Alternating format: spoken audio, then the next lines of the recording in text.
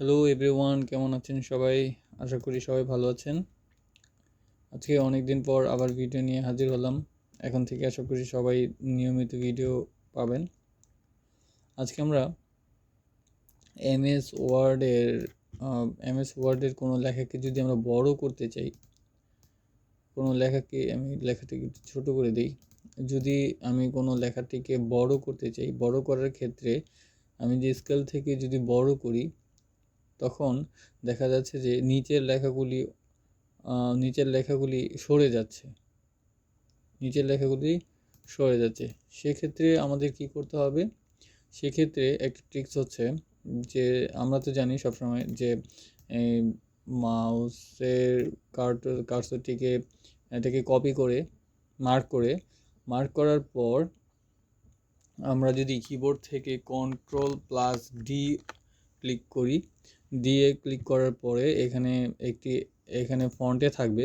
Font থেকে আমরা advance অপশনে যাব। অ্যাডভান্স অপশন থেকে যদি আমরা এখানে 100% আছে, 100% থেকে আমরা যদি 200% করে দিই, তাহলে লেখাটি কি হবে?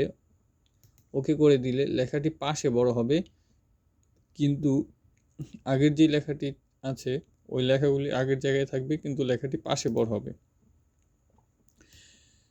এছাড়াও যদি আমরা লেখাটিকে আবার কি করি, মার্ক করি, Ctrl+Dতে ক্লিক করি, ডিতে ক্লিক করার পরে আবার অ্যাডভান্স অপশনটি আসবে।